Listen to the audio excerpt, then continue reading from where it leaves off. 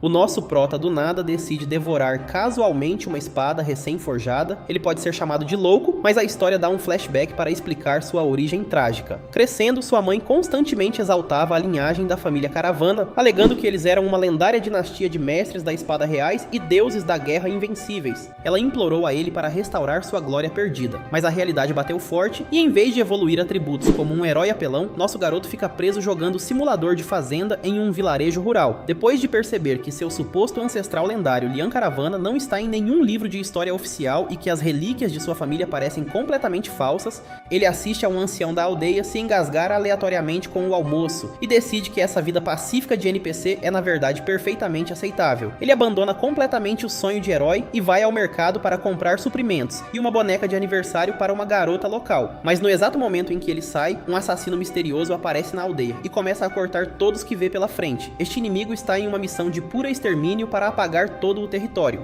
Quando nosso jovem mestre finalmente retorna naquela noite, a fazenda foi reduzida a ruínas. Seu amigo mordomo cobre seus olhos para protegê-lo do horror e dá a notícia devastadora de que esse monstro exterminou metade dos caravanas em exatos 10 minutos, apenas porque alguém encomendou um assassinato contra sua linhagem. Vemos uma casa. O jovem mestre não consegue compreender toda aquela carnificina e chora. De repente, ele ouve sua mãe, um pequeno vislumbre de esperança. O abraço de sua mãe lhe traz uma sensação de alívio. O garoto não entende a razão por trás de nada disso, mas a tragédia estava apenas começando. Por alguma razão, o mestre da espada que atacou o vilarejo não machucou seus pais. O monstro prometeu voltar depois de um mês, então disse para eles deixarem aquele lugar. O garoto não conseguia entender qual crime havia cometido para aquele homem estar fazendo isso. O mestre da espada simplesmente continuava dizendo que estava apenas seguindo ordens. Assim, um por um, os aldeões começaram a deixar o vilarejo. Era a única maneira de a família permanecer viva, mas toda aquela responsabilidade havia esmagado o pai do garoto. Sua mãe então pede a Han que vá com o mordomo, o mais longe possível. Nosso garoto não consegue entender isso e implora para que seu pai e sua mãe vão junto também. Sua mãe e seu pai ficariam para trás no território para enfrentar o inimigo. O garoto só quer que todos fiquem juntos. Ela pede ao garoto que se lembre das histórias que seu pai contava sobre guardiões justos e protetores, e que tudo aquilo não passava de mentiras. Ela pede ao garoto que prometa que nunca pegará em uma espada e nunca pensará em vingança.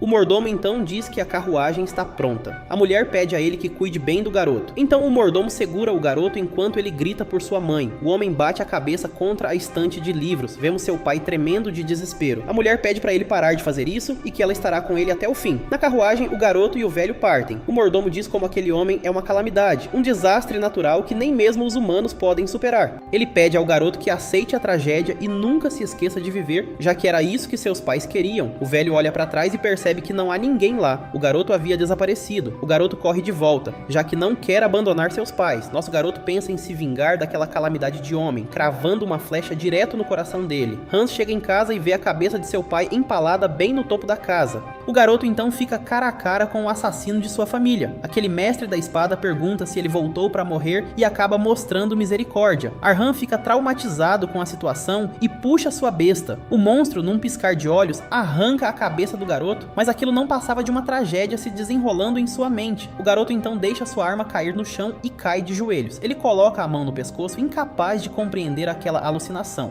O monstro pergunta sua idade e diz que ele é um jovem de sorte, já que não será morto hoje. Seu inimigo diz para ele afundar no desespero e que se sua linhagem continuar, ele voltará, porque os caravãs devem ser apagados. O garoto então corre para ver sua mãe e chora por não ter conseguido fazer nada. Vemos a espada das histórias brilhando em azul e algo pedindo para ele demonstrar respeito. Então o velho do retrato aparece, falando sobre seu descendente. 12 meses se passaram desde que cavei os túmulos de todos nesta terra. Ele havia passado cada dia daquele ano aperfeiçoando sua lâmina de vingança, porque aquele homem era o ápice, um verdadeiro ser transcendente. Seu nome era Carlos, o mestre da espada. Esse era o título do monstro que arrancou minha alma dentro da minha própria casa. Ainda assim, a verdade permanece oculta nas sombras. Independentemente da verdade, a realidade permanece imutável, já que ninguém jamais voltará. O garoto ainda não consegue entender aquela sensação. O peso de seu inimigo enigmático finalmente começou a pressionar sua mente, e algo impossível começou a se manifestar diante de seus próprios olhos. Alguém lhe disse para demonstrar um pouco de respeito ao sangue que corre em suas veias. Era a própria figura que ele havia rejeitado como uma mera fábula, uma lenda ancestral de pé bem na sua frente. O garoto já tinha ouvido alguns rumores, mas aquilo era bom demais para ser verdade para sua imaginação. O velho podia sentir a tempestade furiosa se enfurecendo no peito do garoto. Ele pergunta ao garoto se ele tem medo de ver um ancestral. Ele não consegue acreditar que está diante do patriarca que forjou o nome nome de sua família, o lendário conquistador Liam Caravan. O garoto furioso pergunta ao seu ancestral por que ele esperou até que o mundo virasse de cabeça para baixo, porque ele deixou todo mundo morrer. Liam diz que esteve observando o garoto em silêncio, notando um talento raro cercado de desespero. Ele havia observado o garoto com sua espada todos os dias, o velho havia testemunhado uma vontade que se recusava a ser apagada pelos ventos do desespero. Liam fala da malícia nos olhos do garoto, e que ele finalmente havia amadurecido o tanto que ele queria. A paciência do ancestral havia atingido o limite, e ele não suportava mais ver sua linhagem ser massacrada. Seu sangue estava fervendo, coçando para despedaçar membros. O velho explica as crônicas deste mundo. Há uma única lei absoluta. O garoto sabia disso, razão pela qual havia empunhado a espada um pouco. Seu ancestral então pede a ele que busque a retribuição de um fantasma. Algo corrói a mente do garoto sobre não tocar nisso. O mestre da espada é uma anomalia divina que ultrapassou a linha de base humana, e mesmo entre a elite, ele é um titã que permanece em um pico inalcançável. E mesmo durante sua própria era de Slaughter, poucos podiam bater de frente com um homem como aquele. Ninguém nesta era atual tem poder suficiente para derrotá-lo, e com o passar do tempo, sua sombra só ficará maior e mais sombria. Nosso garoto entendeu o abismo de poder entre eles, mas ainda queria justiça, e tudo o que ele conseguia pensar era que teria que permanecer como um espectador desesperado mais uma vez, e a partir daquele momento, seu destino mudaria. Seu ancestral o transformaria em uma verdadeira arma, porque ele é o último Caravan e deve executar aquele assassino. Há apenas um caminho para aqueles que carregam este sangue. Devore a espada, herde a linhagem do aço. O sangue Caravan é uma mistura de humano e anão. O garoto está diante da espada em seu estado mais quente. Seu ancestral explica que tudo começou com ele. E apesar de a magnitude dos anões não se manifestar em sua altura, algo ainda estava gravado em seu DNA. O poder de assimilar a lâmina, ao ingerir uma espada, o usuário assimila as memórias e artes secretas de seus antigos mestres. Esse é o mecanismo oculto que impulsionou os Caravans ao seu ápice e deu origem a uma dinastia de mestres da espada. O garoto precisa absorver poder através do consumo de metal. Nosso garoto pensa que a realidade é definida por resultados, não pela lógica. Ele se vira para seu ancestral e pergunta como devorar aço. O velho diz que o processo é primitivo, mas necessário. Aqueça o fio da espada até que ele amoleça. Depois é só mastigar e engolir. Arhan tem algumas dúvidas, mas não há outro jeito a não ser confiar no velho. Então, após a primeira mordida, ele explode em chamas. Parecia que estava comendo pimentas. Apesar da dor insuportável de engolir metal quente, o contrato foi feito. O garoto nunca parou de pensar em tudo o que havia passado. Então ele devorou a espada, mais e mais até o fim. Nosso protagonista então jura se tornar um mestre da espada que vai arrancar o coração daquele demônio. O garoto não consegue acreditar que ainda está vivo depois de fazer aquilo. Apesar da dor de engolir ferro quente, estava tudo bem. Ele não conseguia acreditar que era real, mas percebe que era, porque caso contrário não haveria uma adaga ali. O ancestral disse que para seu corpo patético, sua fortitude mental era verdadeiramente valente, porque mesmo entre seus ancestrais, muitos desistiram porque não conseguiram suportar a queimação. O velho pergunta se o garoto agora acredita nele, e que ele não é uma alucinação, já que ele está diante do grande fundador. Liam pede ao jovem que simplesmente o chame de mestre. Arhan questiona seu ancestral sobre herdar o grande poder do qual seu pai lhe falava, consumir espadas. O garoto não entende, já que sentia como se nada tivesse mudado. Liam explica que um pequeno problema havia ocorrido. Nosso garoto não entende o que aconteceu. Então, o velho explica que ao longo de várias gerações, seu sangue e seu poder de ingerir espadas haviam enfraquecido significativamente. Então, de forma simples, o estado atual do garoto não consegue processar a essência da espada. Liam então pergunta ao garoto se isso é tudo o que ele tem a dizer. Nosso protagonista se sentiu um pouco triste com o resultado e com os limites de seu corpo, mas ficou feliz porque havia encontrado outro caminho. Em outras palavras, o garoto só precisa encontrar mais comida. O velho fica impressionado com o nível do garoto e explica que quanto mais desgastada e usada a espada, melhor. Então ele pede ao seu ancestral que o leve a algum lugar com armas velhas e descartadas. Seu ancestral diz que aquele lugar tinha uma atmosfera horrível. Arhan diz que todo o lixo acaba parando lá. Era um bom ponto de partida, já que haveria muitas espadas para consumir. O velho explica que estava acostumado a devorar as espadas e machados de soldados caídos para continuar ficando mais forte, e que por alguma razão o ancestral se lembrou daquela época. Assim, apesar de todas as batalhas, incontáveis vidas cortadas ao meio, sempre havia um único e brilhante ponto de luz deixado para trás. Liam então encontra algo e pede ao jovem que pegue. Ele aponta e diz que aquela é a espada que ele deve comer. Um mês depois, vemos um grupo entrando em uma casa abandonada. Aquele grupo não passava de um bando de ladrões. Quando um de seus companheiros diz que alguém realmente mora ali e mostra as roupas para eles, aquele bandido fica impressionado com o cheiro das roupas. Aquele bando pervertido de ladrões só só queria um pouco de diversão. De repente alguém pede para eles pararem. Alguém estava espreitando nas sombras, dizendo que aquelas coisas pertenciam à sua mãe. O garoto então ordena que eles coloquem as coisas no chão, já que gostaria de conversar. O bando de valentões zomba do garoto. Arhan pergunta se eles querem comida ou algum lugar para ficar, porque se esse for o caso, ele aceitaria aqueles bandidos como vizinhos. Latrell não aguenta, acha que o garoto está brincando com ele e avança contra ele. Nosso herói, num instante, crava a espada na barriga do ladrão. Então ele diz: vocês não são convidados, vocês são intrusos. O garoto então pergunta ao seu mestre se aquela é a espada que ele tem que devorar. A espada tem uma forma estranha, já que se parece mais com uma agulha. Seu mestre então diz ao garoto que o propósito da arma não é cortar, mas perfurar os pontos vitais de seu oponente. Nosso jovem fica atônito com aquela espada. O ancestral olha para o garoto e vê que o jovem prefere uma lança. O mestre diz que para seu corpo fraco, nada é tão útil quanto as memórias presas dentro daquela lâmina. O velho menciona que a última antiga proprietária da espada derrotou mais de 2.000 inimigos, e ela fez isso com o corpo de uma mulher, ainda mais frágil do que o do garoto. Lian então pede ao protagonista que demonstre respeito à espada e a devore.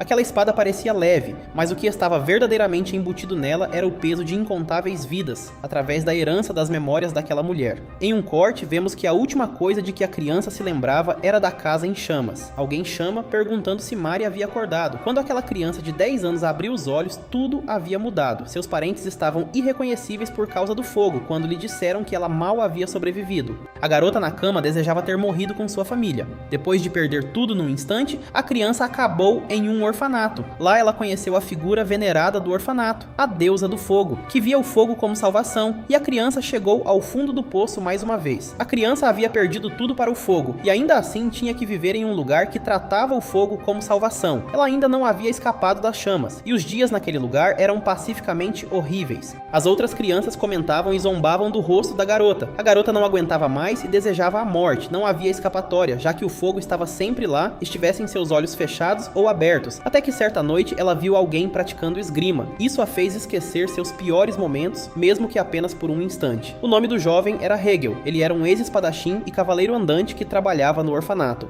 A garota não se atreveria a dizer uma única palavra para um velho ranzinza. Mas mesmo assim, ela criou coragem para se aproximar dele e perguntar como se tornar como ele. Nossa garota queria aprender isso. Era um passo para viver. O homem olhou para ela e disse que isso não a ajudaria a viver, especialmente sendo uma garota. Aquele tipo de lâmina só acabaria machucando-a, mas a garota continuou insistindo que queria aprender. Para ela, isso a ajudaria a parar de ter medo do fogo. Hegel pede à garota para escolher uma espada, e se ela puder empunhá-la, ele a ensinará. A garota olha as espadas e pergunta se ela realmente precisa golpear com uma. Ele diz que não há outro jeito. A garota estende a mão e pega aquela espada pontiaguda, apontando-a para ele. A garota então diz que fará o que for preciso. Aquela foi a primeira estocada. Nosso garoto finalmente crava a espada em um dos ladrões e ele desmorona. Seus companheiros restantes observam, sem entender o que está acontecendo. O garoto então diz que não há necessidade de continuar conversando com aqueles bandidos. Lian, ao longo dos últimos meses, focou em apenas uma coisa com o garoto, uma rotina de treinamento físico, porque o velho ainda não havia lhe ensinado nenhuma técnica de espada. Seu ancestral fica impressionado com a execução da estocada pelo garoto, e vê que o garoto está no caminho certo.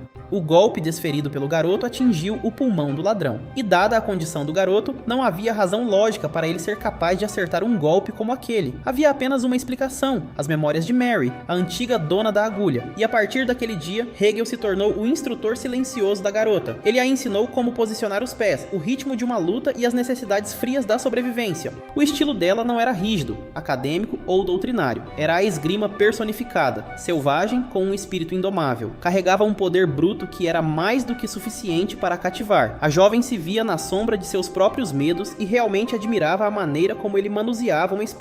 Então, com o passar dos anos, seu mestre diz que está chegando a hora de a garota deixar aquelas paredes, e quando esse momento chegar, ele pede a ela que vá testemunhar a grandeza do mundo. Essa foi a missão final que seu mestre lhe deixou. Seu mestre estava profundamente grato por ter trilhado essa jornada ao lado dela, porque a garota devia tudo a ele, mas a hora de ele descansar havia chegado, e seguindo a instrução final de seu mestre, ela deu as costas ao orfanato e se dirigiu rumo ao desconhecido. Mary não demorou a ganhar a reputação de uma renomada mercenária. Ela não tinha certeza se era porque sua arma era uma agulha de assassino ou porque ela era uma mulher, porque a garota ficou conhecida como a cigana costureira. O garoto nota um fenômeno estranho, parece ter sido convocado pelo ancestral. As experiências vividas por Mary inundam a mente do garoto. O bandido implora por sua vida. Nosso garoto executa o inimigo com sua agulha. Nosso protagonista havia terminado seu primeiro trabalho e tirado sua primeira vida também. Arhan sente um vazio estranho, já que não havia agitação nem culpa. A situação que se desenrola diante dele ocupa seus pensamentos. O garoto só conseguiu aquela abertura porque seu inimigo não o viu como uma ameaça. Mas ele nota que os bandidos parecem pensar que estão em uma posição melhor agora. Ele não entende por que os bandidos estão hesitando em atacá-lo, apesar da vantagem numérica. Seu mestre então diz que eles haviam congelado de medo, já que sua habilidade não era a de um novato. Uma pequena dose de medo mantém um homem vivo, mas demais cega até mesmo a capacidade de pensar. Os inimigos pensaram que estavam enfrentando uma força imparável e para eles você não é mais uma criança, você é um assassino. Num instante o garoto entende e avança contra os intrusos. Um dos ladrões não quer que ele se aproxime. O garoto era muito rápido, então ele se esquiva do ataque. Nosso jovem então desfere um golpe bem no pescoço do bandido.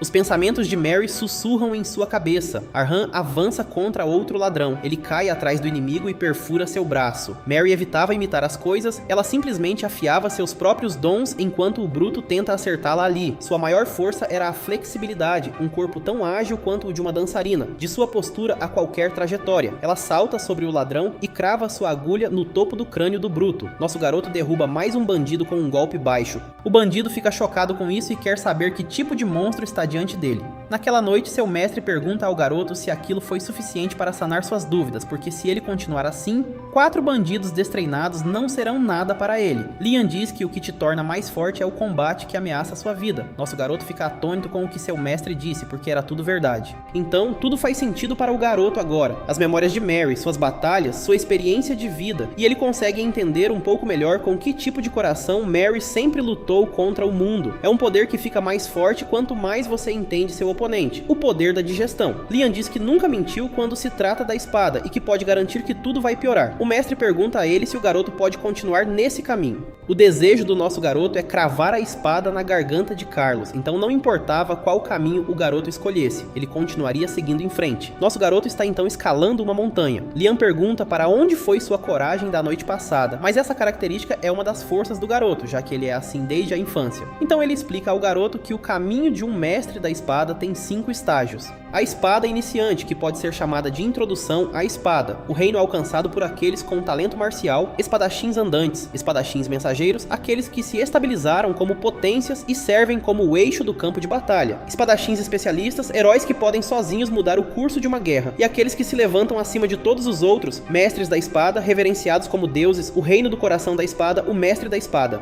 O mestre pergunta ao seu descendente onde ele acha que pertence no momento. O garoto sorri e diz que conhece bem seu próprio nível. O pré-requisito para se tornar um mestre da espada é a manipulação de mana, um reservatório necessário para manusear mana, um segundo coração, a formação de um coração de mana. Seu mestre então diz que o garoto ainda é apenas um amador. Ele diz que o treinamento se destina a levá-lo ao caminho iniciante e criar um coração de mana. O garoto fica assustado com isso, já que não entende o risco que está assumindo. Nosso jovem não sabe como era no tempo de seu mestre, mas havia uma maneira de conseguir um coração de mana apenas bebendo uma poção. Até mesmo jovens damas nobres aprendiam esgrima como defesa pessoal e conseguiam formar um coração de mana. O jovem questiona seu mestre, por que não escolher um caminho mais fácil? Ele não consegue entender. Seu mestre então diz que não é uma tarefa muito difícil, mas para eles empunharem um grande poder, um recipiente forte é necessário, e seria impossível para o recipiente de uma pessoa comum aguentar, e para alcançar seu objetivo há apenas uma coisa que ele deve possuir, um coração de aço. Liam diz que só há uma maneira de criá-lo e é levando-se implacavelmente à beira da morte. Ele diz que entre seus descendentes, apenas alguns conseguiram suportar aquele treinamento até o fim,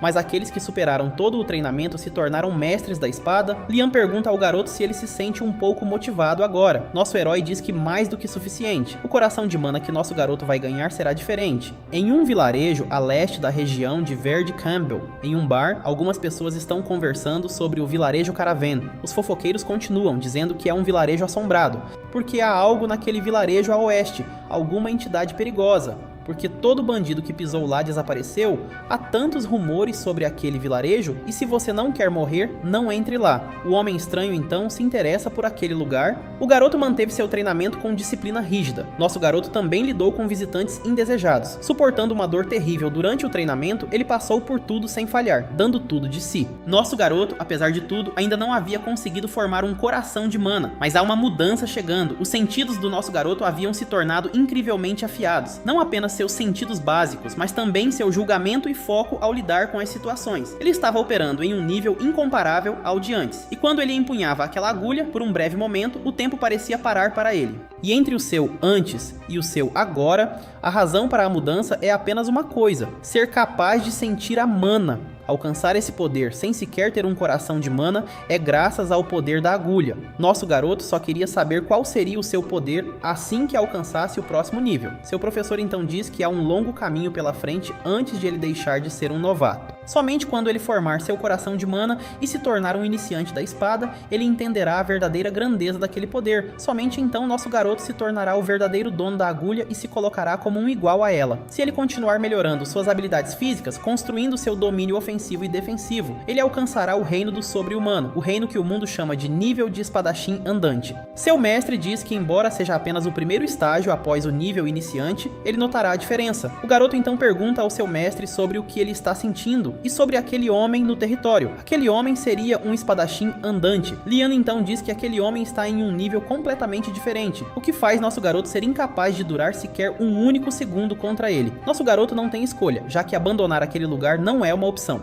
Mesmo tendo se tornado tão solitário, é o único lugar onde as memórias ainda existem. Seu mestre, então, apenas pede a ele que fique mais forte, já que é assim que ele obterá mais respostas. Não adianta remoer como ele se sente agora. Alimente-se do desafio e torne-se tão duro quanto o aço. Somente assim ninguém rirá de suas palavras. E assim as palavras de seu mestre o alcançaram. O homem aponta sua espada para nosso garoto, porque se ele sequer pensar em correr, morrerá no ato. Desde que aquele homem misterioso pisou no território, observá-lo se tornou uma nova parte da minha rotina diária. O que ficou claro foi que o homem nunca uma vez tocou ou secou sequer a menor decoração. Ele vivia uma vida simples, apenas com os pertences que havia trazido. Outro traço era que ele se perdia em seus pensamentos, observando o pôr do sol, ou caso contrário, ele rezava. Nosso garoto chegou à conclusão de que essa pessoa era um cavaleiro. Seu mestre diz que aquele homem alcançou o caminho da espada e segue suas regras. Pessoas tão flexíveis são raras de encontrar, a menos que sejam cavaleiros. O garoto acha que ele é apenas um mau vizinho. A questão é que aquele homem é muito melhor do que aqueles outros invasores. Lian diz que a natureza da honra é altamente subjetiva. Ela é decidida pela vontade de quem a carrega. Então seu mestre lhe ensina o verdadeiro significado de um cavaleiro. Um cavaleiro é um espadachim que usa a honra para exercer a violência. Um carrasco realiza assassinatos eficientes com base em técnicas de espada passadas através de gerações. Não se deixe cegar pelo som vazio da palavra cavaleiro, julgue a essência do próprio alvo. A dúvida, essa é a preciosa ferramenta que você possui. O garoto fica sem palavras com essa notícia. Desde jovem, Arhan havia mergulhado implacavelmente na busca pela verdade por trás das histórias que seu pai contava. Mesmo através de dificuldades, você sempre encontrava a resposta eliminando variáveis. A dúvida é a recusa em ser levado pelo que você simplesmente ouve. É a atitude de usar todos os meios, métodos e pensamentos para alcançar a verdade. E aqueles que não conhecem a dúvida nunca serão capazes de superar seus próprios limites. Seu mestre então pede ao garoto para não perder essa característica, já que é o seu talento para a espada, e ele aprova isso.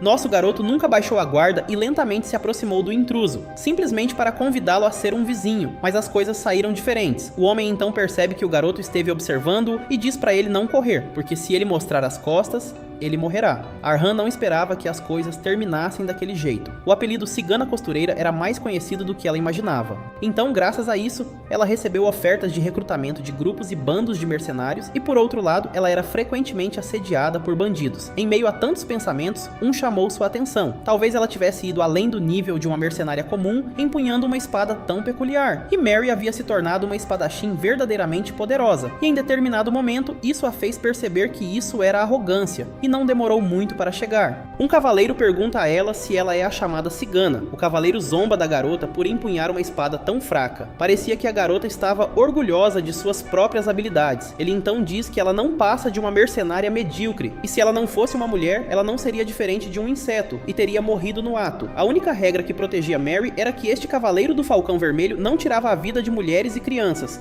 O cavaleiro vai embora dizendo para ela ser grata à ordem de cavalaria. Naquele momento, Mary sentiu uma barreira gigante entre ela e o cavaleiro. Mais tarde, ela aprendeu que aquele estágio era chamado de espadachim andante, e o que preocupava nosso garoto ainda mais era o fato de ele ser ainda mais fraco do que Mary. O cavaleiro estava se dirigindo para o nosso herói, sua presença avassaladora, e devido a essa adrenalina, os batimentos cardíacos do garoto ficaram mais fortes. Ele podia ver a mana irradiando do corpo do intruso. Nosso garoto permaneceu congelado diante do espadachim andante. Ele pergunta ao nosso garoto quais eram os rumores sobre aquele lugar, porque sem uma razão válida, ele seria considerado um inimigo. O garoto então diz que era para ver se ele era um convidado ou um invasor, mas o cavaleiro acha isso específico demais. O garoto explica a ele o que havia acontecido naquele lugar. Nosso herói então explica os rumores e sobre os invasores que ele pessoalmente havia executado, e que, ao contrário de todos os outros que haviam pisado lá, o cavaleiro parecia poderoso demais para o seu nível, e é por isso que nosso garoto esteve observando-o esse tempo todo. O homem então pergunta se, apesar da diferença de habilidade, ele ainda iria se opor a ele. Arhan diz que aquele lugar guardava as memórias de sua vida inteira.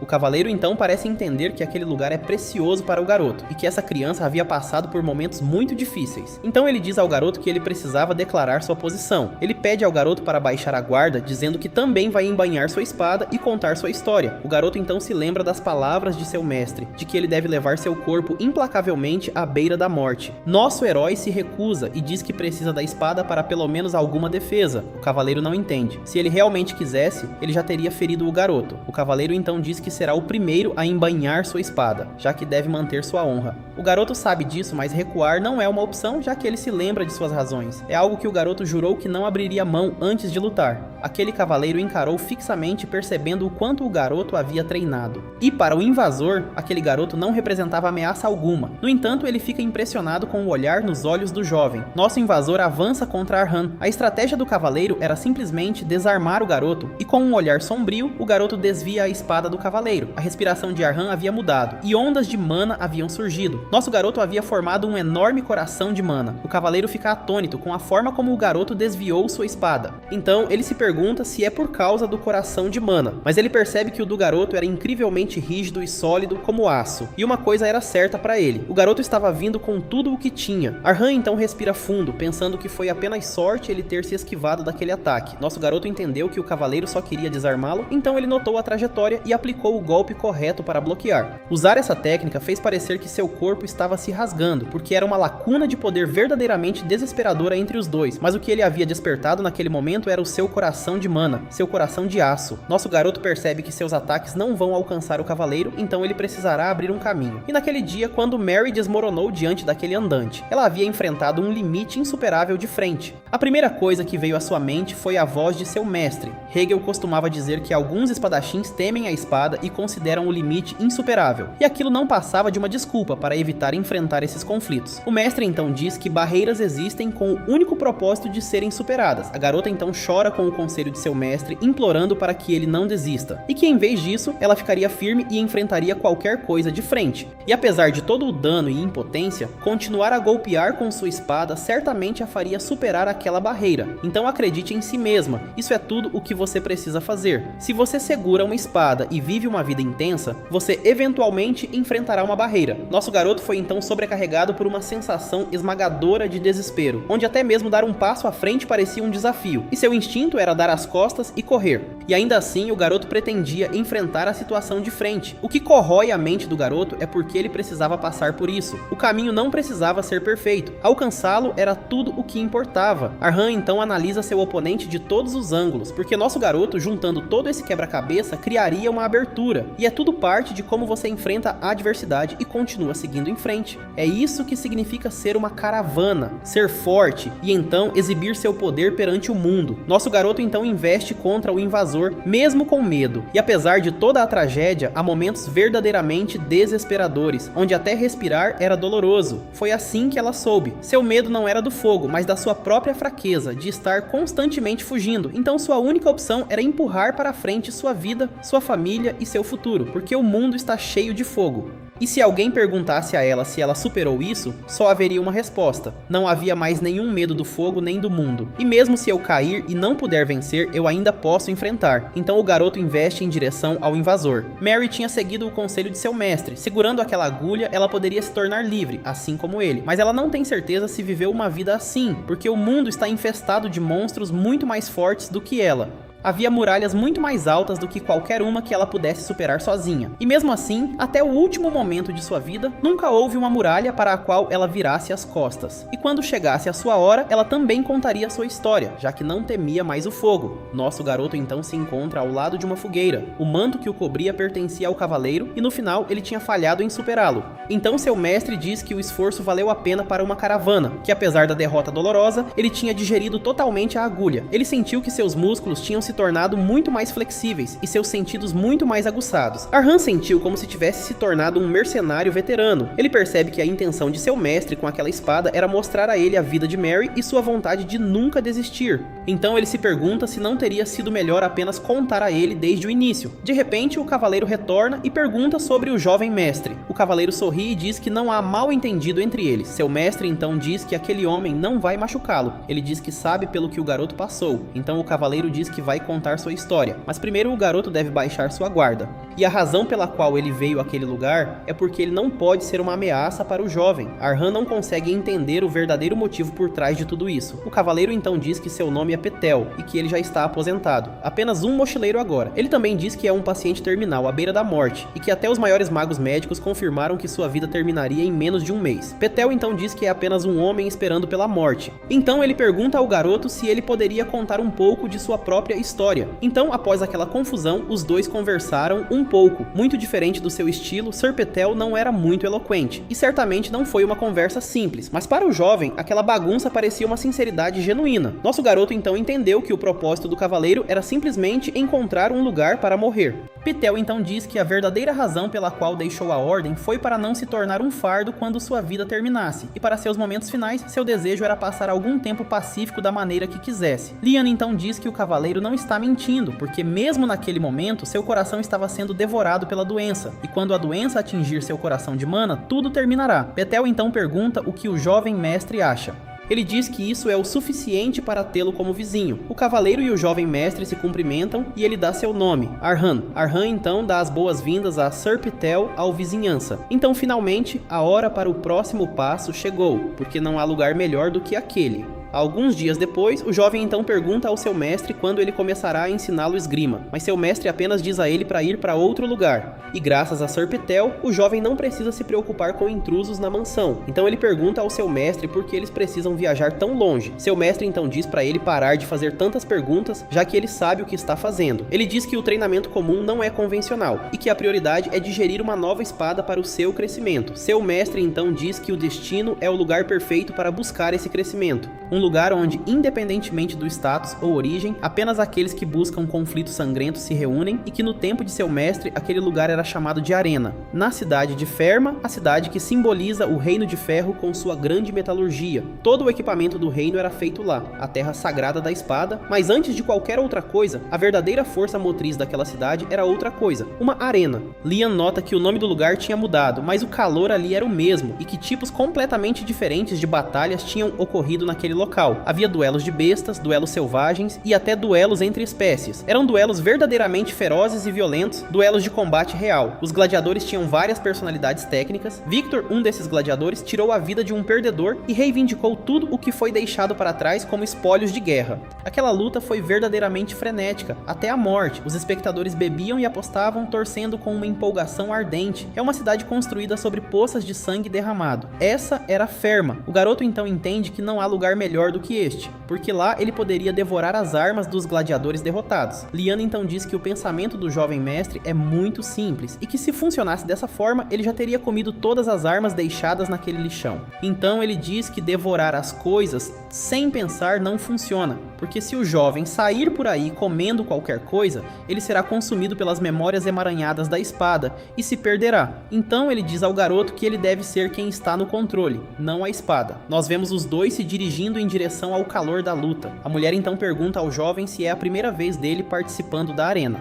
e que ele precisa ir até o balcão de registro de jogadores para receber uma medalha primeiro, porque entrar sem uma era impossível. Arhan então pergunta por que uma medalha. Seu mestre não consegue acreditar no que está ouvindo, porque no tempo dele nada disso jamais aconteceu. Então a jovem amigável diz ao jovem mestre para pegar sua medalha e voltar para a fila. A medalha era definida por sua cor, uma espécie de registro de partidas, fama e status. Então a ordem dessas classes começa do topo: medalha preta, branca, platina, ouro e prata. O jovem então recebe sua insignificante, quero dizer, sua medalha de cobre. Nosso herói não consegue acreditar no seu rank. Era realmente muito diferente de tudo o que seu mestre tinha descrito. No tempo de seu mestre, a arena era completamente diferente. Seu mestre está incrédulo com este novo sistema de ponderação de classes. O jovem então diz que tudo deve ser sobre dinheiro. Então o jovem mestre pensa que se a arena fosse realmente tão brutal, não restaria nenhum gladiador e nenhum espectador para apostar seu dinheiro. As coisas realmente tinham mudado, já que agora todos lutavam em seu próprio nível. Então os resultados da arena se tornaram um marco simbólico que as pessoas viajavam de muito longe para visitar, e foi isso que permitiu que a atual metrópole de Ferma prosperasse. E além disso, mesmo se você vencer um duelo, você não tira a vida do perdedor, uma regra entre os gladiadores. Seu mestre fica cada vez mais chateado com esta nova era suave. Liam então diz que será uma boa experiência para o garoto, então ele diz que seria bom dar uma olhada no Salão da Fama enquanto isso. O mestre então explica que a espada do garoto é propensa a quebrar, então seria bom ter uma reserva. Quando seu mestre pergunta ao garoto o que é aquilo, Arhan não sabe do que seu mestre está falando, e de repente o jovem vê várias armas em exibição. Então ele pergunta por que há armas expostas no meio da rua daquele jeito. Alguém então se aproxima, mencionando que é a primeira vez do garoto vendo o corredor da fama. Nosso herói então se vira e vê Tom, o zelador daquele salão. Ele pergunta ao jovem se ele gostaria de uma explicação daquele lugar. O jovem nota que seu mestre está encarando aquelas armas. Arhan o cumprimenta e gentilmente pede a Tom uma explicação. Então Tom diz que aquelas armas exibidas pertenceram a grandes gladiadores, e que todas aquelas armas eram antigas e desgastadas, tendo perdido sua função como armas. Mas aquelas armas permaneceram ali por honra e espírito de luta. Tom diz ao garoto que se ele tiver alguma dúvida, pode perguntar, já que ele é o gerente daquele lugar. Liam então pede ao garoto para fazer uma pergunta.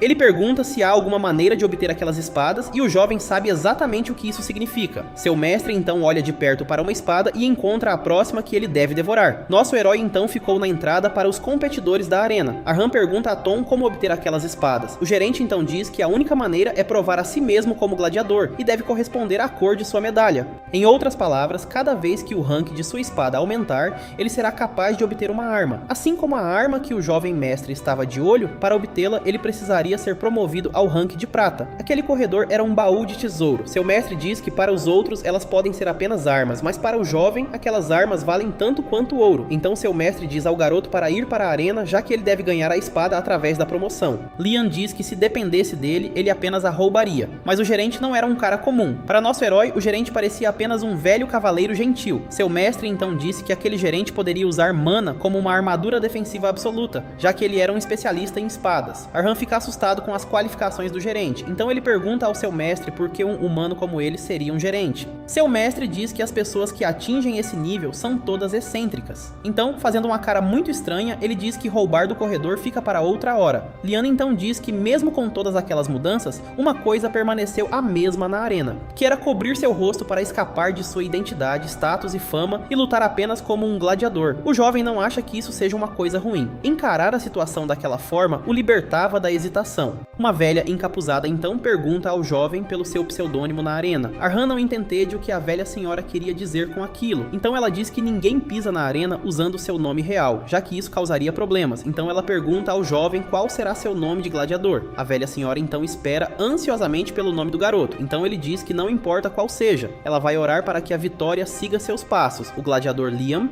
As partidas de rank baixo não criavam muita expectativa, exceto para os apostadores. Era apenas um passatempo entre as grandes lutas. Então os que encheram o estádio desta vez não foram aplausos, mas vaias terríveis e críticas. A multidão queria que acabasse o mais rápido possível. Seu mestre então percebe que era apenas humilhação, desprezo pelos lutadores mais fracos. A mentalidade do nosso herói era forte, e aquela atmosfera não o intimidou. Então ele conta ao garoto sobre o peso de carregar aquele nome e o sangue de sua família. O jovem sabe de tudo isso, e é por isso que tem certeza de de que vencerá. O anunciante então anuncia o início da partida entre os novatos, então ele aponta para o jovem, já que esta era a primeira vez dele na arena. E o anunciante continua falando sobre os grandes feitos do gladiador com quem o jovem lutaria, cujo nome era Gigante Temer. Temer zomba do nome do garoto e diz que é um desperdício usar sua espada contra esse tipo de pessoa. O gigante então faz uma oferta ao garoto, para tirar sua máscara e dançar no ritmo de suas palmas. Então, com essa generosidade, o gigante pouparia seu pescoço. O gigante continuava pensando que o garoto estava lá apenas como uma piada. Então ele grita e diz que não se importa com as regras não escritas, e é por isso que acabou matando os 3 caras que lutou. Ele então diz que o privilégio legítimo do vencedor é aproveitar o melhor entretenimento. O gigante continua envergonhando o garoto, dizendo que ele não passa de um passatempo. O anunciante então diz que esta será uma luta interessante. Então o anunciante diz aos gladiadores para tomarem suas posições, já que a partida está prestes a começar imediatamente. Arhan diz ao gigante para retirar o que disse sobre seu nome. Então o jovem se prepara para o seu ataque. O gigante continua a manter o garoto em desprezo, e a multidão começa a questionar por que o nome do garoto era aquele. O gladiador exibe um sorriso sinistro para o jovem. De repente, num piscar de olhos, o jovem arranca os dedos do gigante. Nosso garoto pede ao gigante para apenas se desculpar por insultar seu nome, ou morrer. Arhan arranca os dedos de seu oponente, então o gigante furioso lança o garoto para trás com um ataque terrível.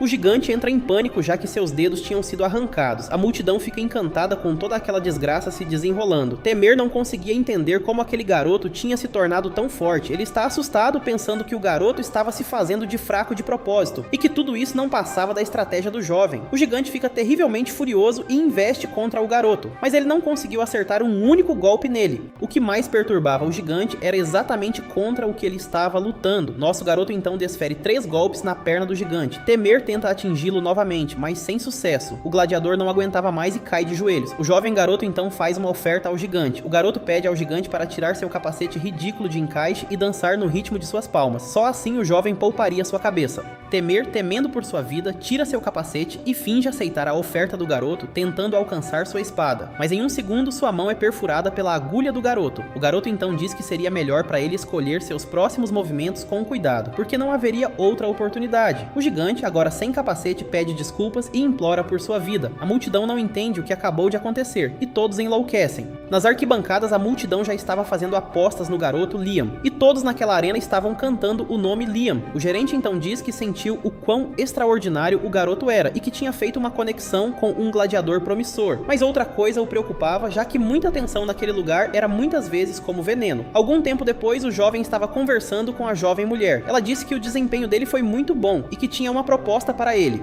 A garota pergunta se ele aceitaria mais uma partida para uma promoção à medalha de prata. Desde a estreia do nosso herói, cada partida tinha sido um espetáculo. O jovem achou que a garota estava oferecendo a ele bastante estranho, então ela disse que a proposta era duelar contra um oponente de sua escolha. A garota disse que o jovem nem precisaria tentar tanto, ele só precisaria aguentar por 3 minutos. Ela disse que esta não é uma situação comum, então é uma oportunidade rara. E além disso, ao subir de nível, ele seria capaz de lutar contra cavaleiros mais fortes e ganhar mais dinheiro. A garota ficou animada, dizendo que ele não podia deixar passar essa oportunidade. Seu mestre diz que isso não passa de uma tradição chamada trote dos novatos. Ele também diz que era uma espécie de filtro para testar a eficiência dos novatos, e que não era nada além de entretenimento de massacre de novatos, atraindo novatos com promoções para lutar contra pessoas que não conseguiam lidar. Tudo isso era meramente o show de horrores de novatos sendo abatidos. Seu mestre então o aconselha a recusar a oferta, já que uma melhor surgiria em breve. O jovem, sedento para alcançar seu objetivo, concorda em lutar contra qualquer um. Então, algum tempo depois, a arena o notificou do oponente escolhido. O nome dela era Noiva Negra, uma graduada de uma academia prestigiosa e invicta, rank prata. Ela era uma usuária de espada insana. Aquela academia onde ela estudou era uma das melhores, onde apenas segurar o diploma já lhe concedia o rank de cavaleiro. Em outras palavras, aquela oponente era superior ao nosso jovem em todos os aspectos. Arhan deu uma olhada na garota e percebeu que ela era bastante conhecida, mas ainda não tinha exibido suas habilidades. E o que mais preocupava o jovem era que os oponentes que lutavam contra ela nunca conseguiam se recuperar. Seu mestre então diz que aquela pessoa da arena é realmente esperta, já que ela já sabe que será difícil sobreviver àqueles 3 minutos. Ele diz que há um nome para essa situação hoje em dia. O jovem está ferrado. Nosso herói diz que a noiva provavelmente não era mais forte que Petel, e aquele cavaleiro tinha atingido o poder máximo do estágio de espada vagante, mas havia diferença. diferenças, porque o cavaleiro tinha se adaptado ao nível do garoto por honra, e com a noiva negra ele não podia esperar por isso. O garoto entediado então agradece ao seu mestre por aquele conselho terrível. Nosso herói podia confiar em seu coração de mana metálico e nas memórias de Mary, e ele só precisava aguentar o suficiente. 3 minutos. Uma garota encapuzada então aparece e chama o jovem de pequeno gladiador. O jovem se assusta, já que não tinha sido capaz de sentir a presença dela. A garota ostentava longos cabelos escuros e uma espada favorecida pelos guerreiros do leste. Ele estava diante da noiva negra e não entendia por que ela o tinha procurado. Nosso jovem diz que não há nenhum pequeno gladiador aqui. Ela responde que ele está apenas complicando as coisas. Então ela começa a desembainhar sua espada e o garoto rapidamente tenta reagir, mas sem sucesso. A garota já tinha sua espada em seu pescoço. A garota então diz a ele para não desperdiçar o tempo dela. Ela comenta sobre a reação dele e sobre o formato peculiar de agulha de sua espada, e que seus olhos não a enganam. Ela só queria fazer a ele uma oferta de rendição. Ela diz a ele para não ser estúpido e acabar arruinando seu futuro. Nosso protagonista então pergunta o que aconteceria se ele participasse. O que ela faria? Então a garota diz que isso custaria caro a ele. O gerente então nota que um convidado chegou e pergunta o que ele está fazendo lá àquela hora. Arhan pede desculpas ao gerente por aparecer àquela hora. Ele acaba perguntando ao gerente se poderia pegar emprestada uma espada daquele salão para usar. Seu mestre fica maravilhado com o talento daquela garota, já que a maioria dos esgrimistas bate numa muralha no estágio de espada vagante, mas para aquela garota não era uma muralha, nem mesmo um pequeno obstáculo. Seu despertar para o próximo reino não estava longe, já que ela é uma gênia. E para seu mestre avaliar aquela garota tão altamente em comparação com o estado atual do jovem, ainda há uma lacuna enorme entre eles. Mas mesmo assim, para o jovem, desistir nunca foi uma opção. Nosso herói então diz que o tempo não espera por ninguém, e ele precisa encontrar a segunda espada. O jovem pergunta ao gerente se ele pode pegar uma espada emprestada. O gerente pergunta ao garoto se isso tem a ver com a partida de promoção contra a noiva negra. Nosso herói fica atônito, já que o gerente já sabia. Devia ser sobre uma partida entre gladiadores promissores. Aquele gerente diz que para um jovem que acabou de entrar na arena, isso parece uma piada de mau gosto. Ele diz que, em sua opinião, o jovem deveria reconsiderar sua decisão, porque a noiva negra é um lugar, quero dizer, uma pessoa, conhecida por transbordar de talento marcial. E de onde ela vem, ela era a melhor de sua classe, provando seu talento absurdo. A garota naquela arena tinha superado incontáveis gladiadores, uma gênia gladiadora naturalmente talentosa. O gentil gerente diz que o jovem é um bom gladiador, mas ainda é muito cedo para enfrentá-la. Ele pede ao garoto para ganhar mais experiência antes de desafiá-la. O gerente o assegura e pergunta o que o garoto acha. Nosso jovem o agradece pelo conselho, mas apesar de seu corpo tremer e de rezar para o deus lepre, para ele, evitar uma luta por medo seria trair seu coração de gladiador. E é por isso que ele estava lá, para pegar emprestado coragem daquele salão, aquela energia dos gladiadores que lutaram lá no passado. O garoto então explica que se ele sobreviver, conseguirá a promoção, então terá a espada e não haverá nenhum problema. E por outro lado, se ele morrer, o gerente pode apenas pegar a espada de volta. Mas o garoto não seria teimoso como uma criança, e se houver algum problema, o gerente só precisa falar. Nosso protagonista então diz que só quer pegar emprestado um pouco de coragem, nada mais. O gerente diz que em relação às regras, e pelo bem da preservação daquele espaço, ele não pode ignorar a sinceridade do jovem. Ele concederá seu desejo. Arhan se preocupa que o gerente possa se meter em encrenca por causa disso, mas ele diz que tem autoridade sobre esse assunto. Tom diz que é raro ver gladiadores tão determinados e ele não consegue segurar as lágrimas, e que quanto mais velho fica, mais ele chora, e o jovem o agradece. Seu mestre fica impressionado com a conversa de seu pupilo, e que se Arhan tivesse se tornado um ator, ele teria sido famoso, e com isso as condições foram cumpridas, e tudo o que restava agora era gerenciar o poder daquela espada. Então na noite seguinte, todos aguardavam ansiosamente o pequeno gladiador e a noiva negra. A garota então pergunta sobre o pequeno gladiador. Aquela mulher da arena queria que a noiva o sabotasse,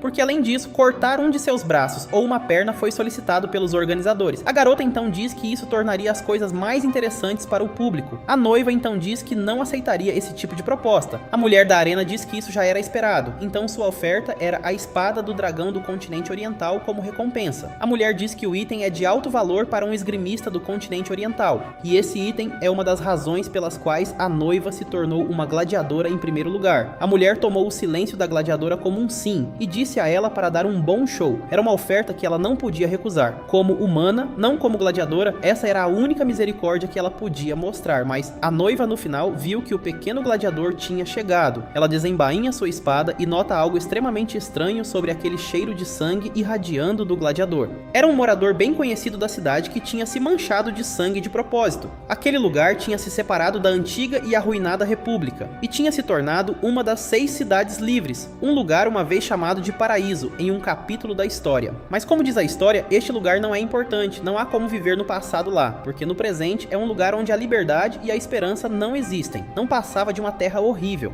E tudo tinha começado com a corrupção dos nobres. Era uma ganância por luxo que nunca acabava, e por causa disso eles venderam o território da cidade para potências estrangeiras, o Império Dourado, e eventualmente usaram os direitos humanos dos cidadãos para pegar enormes quantias de ouro emprestadas do Banco Vermelho. E isso acabou custando aos cidadãos de Crowd seus direitos e dignidade, e todos acabaram se tornando escravos. E nessa realidade eu sempre me perguntei: seu pai foi espancado até a morte por pedir comida a turistas, e sua mãe vendeu seu corpo para que eles não morressem de fome, e sua irmã que morreu de febre porque não havia dinheiro para o tratamento. Então ele questionou por que deveria ficar preso, vivendo o presente daquele jeito. Ele então encontrou a resposta em um lugar inesperado. Na frente de uma guilhotina, em um local de execução, aquele jovem tinha sido acusado de assédio. Ele era um cidadão da cidade. Ele não aguentava mais ser atormentado por ataques de turistas bêbados, então ele escolheu resistir e derramar sangue. Originalmente era algo normal na cidade, mas um estrangeiro ser a vítima era algo novo. Para aliviar a raiva das massas empobrecidas, eles realizaram uma execução como exemplo. Isso era claramente racional, violência brutal, mas para o homem que era um vizinho não havia espaço para simpatia. Foi por causa da violência dos estrangeiros que as coisas ficariam piores sob esse pretexto, já que temiam que os gritos ficassem mais altos. Mas no dia seguinte, nas ruas da cidade não havia gritos, estava pacífico e aparentemente calmo. Aquele silêncio raro persistiu e a razão era simples. Aos olhos dos estrangeiros, o incidente daquele dia fez dos cidadãos, uma vez tratados como meros escravos, seres perigosos, que aquelas pessoas pobres estavam apenas ocupando suas presas afiadas. Isso poderia ter mudado e quebrado os estereótipos sobre eles, mas eles perceberam que também eram cúmplices de toda a violência e desespero da cidade. Aquela acusação era simples: o pecado de não resistir. A liberdade tem um preço, alguém deve derramar sangue, e alguém deve ter seu sangue derramado. Então ele decidiu se tornar esse alguém, pela liberdade que pertencia a todos, por toda a expiação que todos devem suportar e pelo paraíso. Nós vemos então o narrador falando sobre o grande espetáculo entre a noiva e o pequeno gladiador,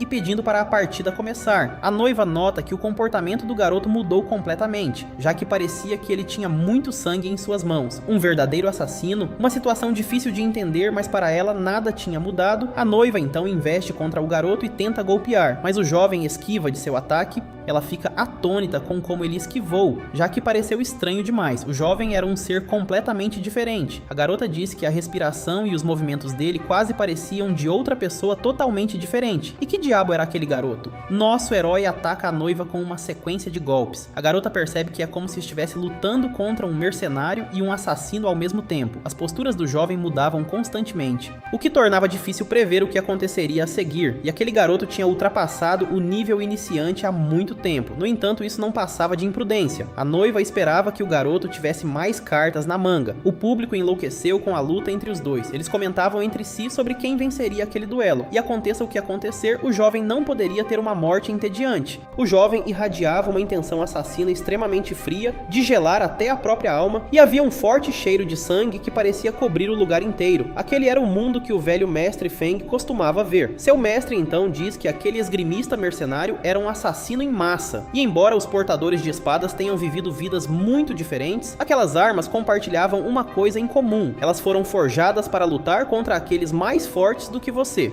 O velho homem também diz que em um mundo onde os fortes devoram os fracos, para um jovem que acabou de dar seus primeiros passos, aceitar a vida de um assassino era muito complicado. Então seu mestre pede a ele para não ser consumido por esse desejo. O jovem precisa entender e aceitar sua vida e torná-la verdadeiramente sua, e que o verdadeiro desafio estava prestes a começar. A garota tinha entendido as capacidades dele durante aquele breve confronto. Ela o caçaria com tudo o que tinha. Aquela arena era um lugar sem sequer um único arbusto para se esconder, cortando suas habilidades pela metade. Além disso, o jovem não podia esperar que sua oponente baixasse a guarda novamente, e naquela situação era melhor garantir uma distância vantajosa, e o limite de tempo de 3 minutos estava a seu favor. A garota então investe contra nosso herói. Ele mal consegue acreditar, mas aquela distância tinha sido fechada em um instante. Tom percebe que o jovem não conhece o verdadeiro poder de uma espada vagante, e que eles projetam um caminho para sobrecarregar seus oponentes. Isso não era apenas sobre construir um território vantajoso para ataque e defesa, mas para eles essa expansão era um caminho interno para empunhar seu tremendo poder, e esse tipo de cavaleiro se tornava um verdadeiro super-humano. A garota então o ataca, mas o jovem consegue esquivar, embora os dois ainda acabem chocando suas armas. O jovem fica surpreso com a velocidade da garota, já que não era mais a mesma do início do duelo. Nosso garoto fica atônito com o verdadeiro poder da Noiva Negra. E além disso, a esgrima normal inevitavelmente deixa aberturas entre os ataques, porque deveria haver uma lacuna inevitável no momento em que você redefine sua postura. No entanto, a espada da Noiva Negra não tinha tal lacuna, e mesmo que parecesse estar parando, o próximo ataque já estava vindo. Era quase como se ela estivesse pintando o mundo em uma tela, como as pinceladas de um mestre pintor. Seu mestre diz que os esgrimistas do leste usam um estilo de esgrima conhecido como artes marciais, usando movimentos misteriosos, e seus movimentos únicos, até mesmo sua elegante demonstração da trajetória de sua espada. Aquela arte se conectava como um desenho de curvas bonitas, porque enquanto golpeia parece uma onda, e o momento em que para é o momento final para entregar o fim.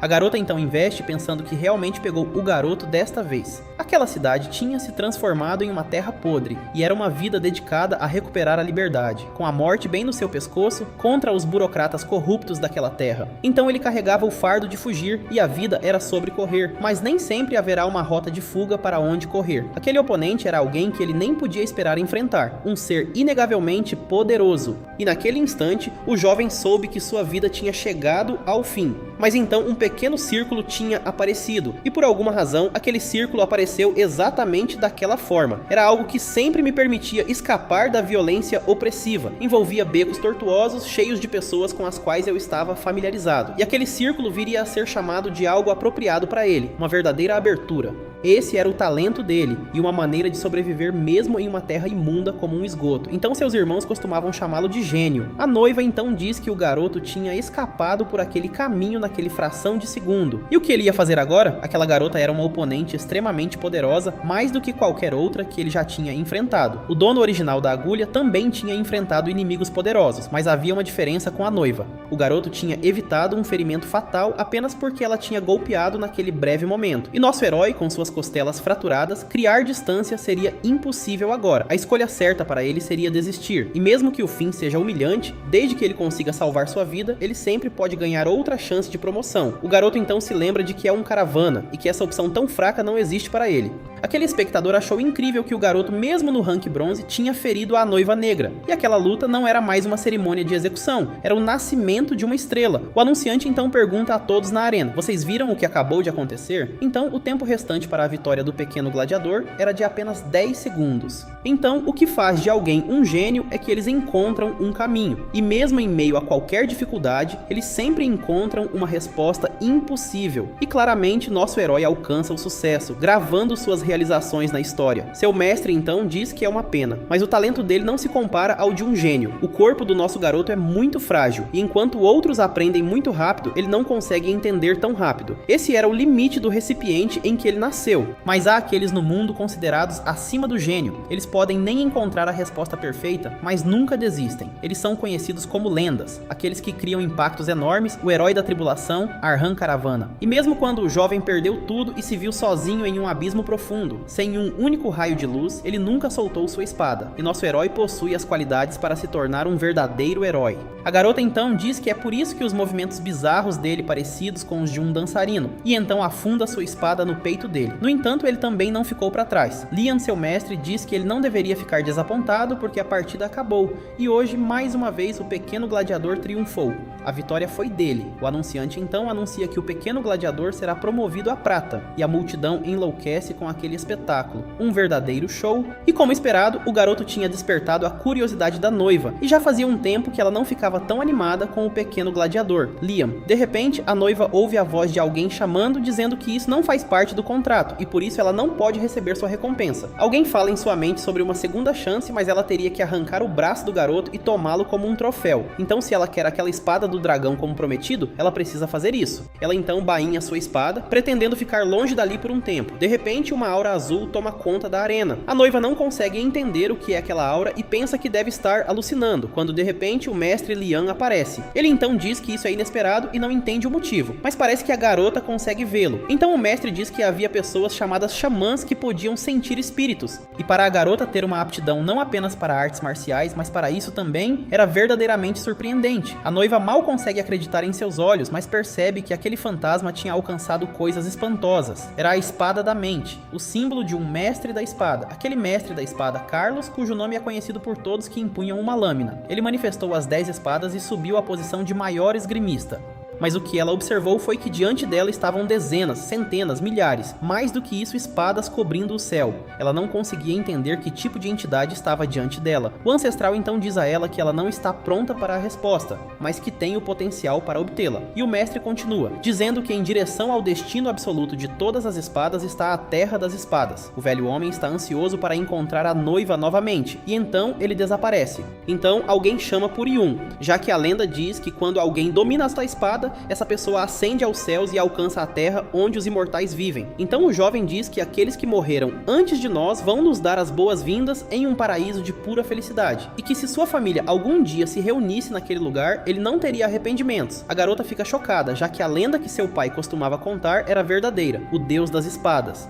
Nosso herói estava na sala de recuperação e não conseguia acreditar no que a garota tinha acabado de lhe dizer. Ela disse que seu nome verdadeiro era Seol-Yun e que desejava seguir o jovem para alcançar o ápice da espada. O jovem fica confuso se aquilo era uma nova armação. Seu mestre diz que não é surpresa. A garota estava completamente fascinada por ele, e todos que empunham aquela espada se tornam seus seguidores apenas ao vislumbrar sua sombra. O velho mestre sente pena do garoto por estar preso a um destino marcado pelo sofrimento e por um passado sangrento. Leon diz que ele deve julgar se o valor da espada de Seol-Yun é real, ela tinha mostrado boa vontade e como uma gênia reconhecida pelo próprio mestre servirá como uma grande inspiração e ajuda. O jovem diz seu nome e a acolhe como vizinha. A garota sorri e diz que está ansiosa para trabalhar com ele. O protagonista quer esclarecer algumas coisas para sua nova companheira. Ele entende as circunstâncias complicadas, mas avisa que não pode ser namorado dela e que ambos são jovens e não sabem para onde a vida vai. Ela então começa a dar uma bronca nele, falando sobre tudo o que prefere em um homem e que falta nele.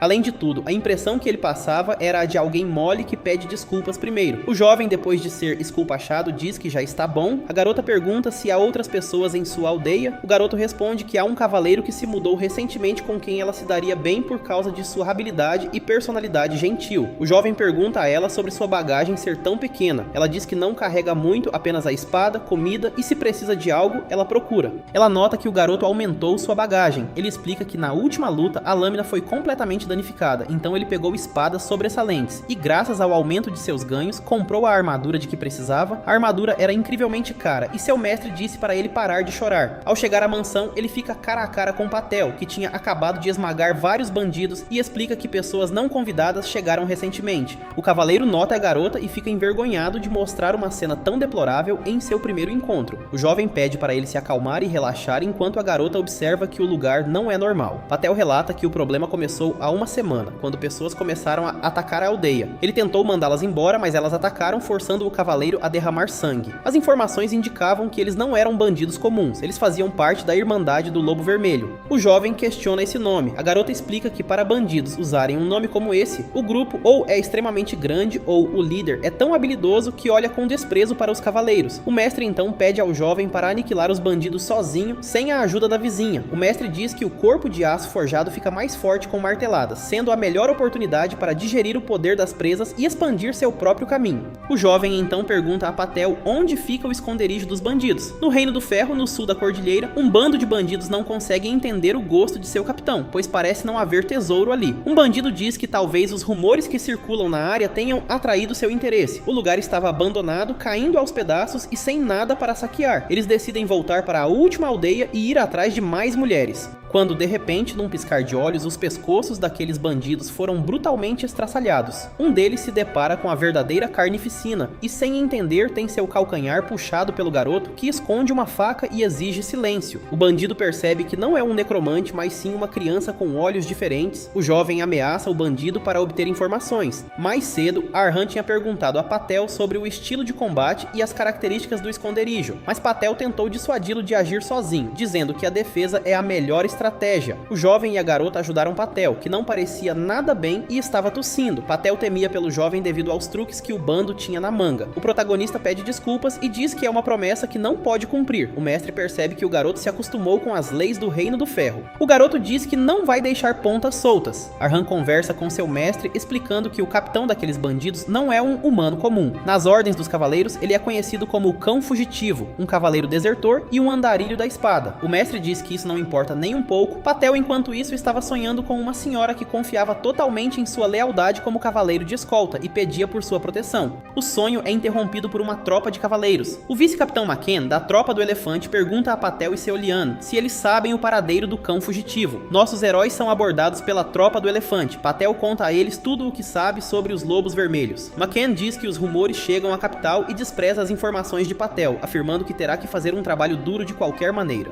O cavaleiro reconhece Patel da academia e destrói sua reputação, humilhando seu antigo camarada, passando de leal Patel para um cão doente abandonado por seu mestre. McCann avisa que Patel já está preso a um destino indesejado enquanto a garota o questiona. O cavaleiro babaca zomba de Julian, dizendo que ela é uma excelente cuidadora e parte para prosseguir com sua missão. Patel então percebe que Ar foi para o esconderijo dos bandidos sozinho. Os bandidos estavam se queixando de que ficar de guarda à noite era uma miopage. Da escuridão, alguém aparece perguntando por que o bandido estava sozinho, mas em uma questão de segundos, seu pescoço foi cortado junto com o resto do grupo. O mestre tinha escolhido a presa em vez de todas as outras armas porque seu dono original não foi feito para lutar cara a cara com gladiadores ou cavaleiros de elite. Em lutas honestas, sua derrota seria garantida. No entanto, em uma luta de vida ou morte, ele usava truques sujos, atacava pontos fracos e impedia o inimigo de respirar primeiro para sobreviver. O assassino se concentrou inteiramente nisso. Ele nunca presumia o sucesso, sempre mantinha a falha em mente para planejar uma vitória calculada, sendo alguém que suspeitava constantemente. E enquanto aquele bandido estava bêbado, uma adaga voou direto para sua testa.